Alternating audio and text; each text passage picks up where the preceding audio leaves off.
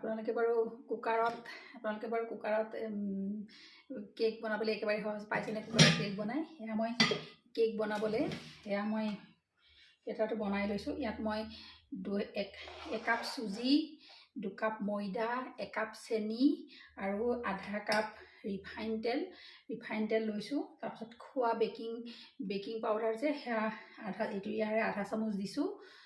লগতে আধা কাপ মই চুজি দিছোঁ।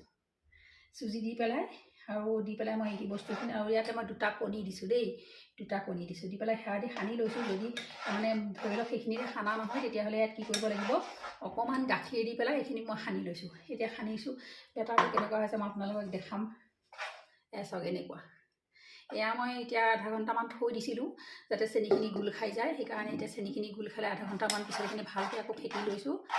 ফেটি লৈ পেলাই এতিয়া মই কি কৰিম, কুকাৰটোত বহাই দিম। যিমান ফেটিব সিমানেই ভাল হ'ব চেনিটো ওলাই। চাওক কুকাৰৰ তলত মই অকণমান ৰিফাইন তেল দি পেলাই আৰু এখন বগা কাগজ দি দিছোঁ, তাৰ ওপৰত আৰু অকণ ৰিফাইন তেল দি দিছোঁ। এতিয়া মই বেটাৰখিনি ইয়াতে ধুনীয়াকৈ বহাই দিম। হ'ব দেই, ফেটি লোৱা হ'ল। আপোনালোকে ভালকৈ ফেটি ল'ব। মই ফেটি ল'লোঁ আগতে, গোটেইখিনি আপোনালোকক দেখাই থকা নাছিলোঁ আৰু। এতিয়া মই চাব এইখিনি কুকাৰটো তেনেকৈ বহাই দিম।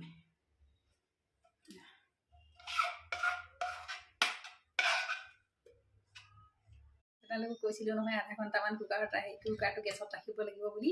এয়া আধা ঘণ্টামানৰ পিছত লৈ আনিলোঁ। মানে আপোনালোকে চাই থাকিব লাগিব দেই বস্তুটো। দেখাই পোৱা নাই চাগে ন? মই মানে চাই থাকিব লাগিব বস্তুটো হৈছেনে নাই। তেনেকুৱা এয়া এতিয়া মই ধৰি লওক কুকাৰত খুলিলোঁ। খুলি পেলাই এইটো কেক চাওক ফুলি পেলাই ধুনীয়াকৈ হৈ গৈছে। দেখিছেনে কেকটো? এয়া তাৰপিছত চুৰিৰে এনেকৈ আপোনালোকে সানি চাই থাকিব লাগিব। এইটো মানে পূৰা হৈছে যদিও মানে অকণমান ঢিলা হৈ আছে। গতিকে তাৰ কাৰণে মই কি কৰিম এতিয়া, সেইকাৰণে মই এতিয়া কি কৰিম, আৰু মই গেছত নবহাওঁ বুজিছে। ঢাকনিখন এনেকৈ দি পেলাই ৰাখি দিম।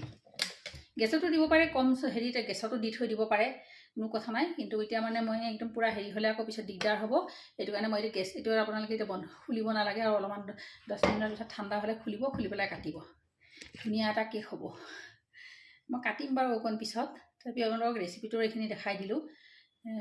জুইত দি দিলে এতিয়া কম ফ্লেমৰ দি পেলাই জুইত মানে দি দিলে বেছি ভাল হয় আৰু গেছত আকৌ তলফালে জ্বলি যাব নহয়, সকলো সমস্যা। গতিকে ধুনীয়া হ'বলৈ হ'লে ঠিকে আছে। এনেকৈ ঢাকনিখন লগাই থৈ দিম, অলপমান দেৰিকৈ খুলিলেই হ'ল আৰু বাছ। এইটো চাওক মোৰ কেকটো হৈ গ'ল, দেখিছেনে? এয়া মই এতিয়া টুকুৰাকৈ কাটি আছোঁ। এতিয়া মই টুকুৰাকৈ কাটিম, পিচকৈ কাটি পেলাই থৈ দিম। কুকাৰৰ কেক।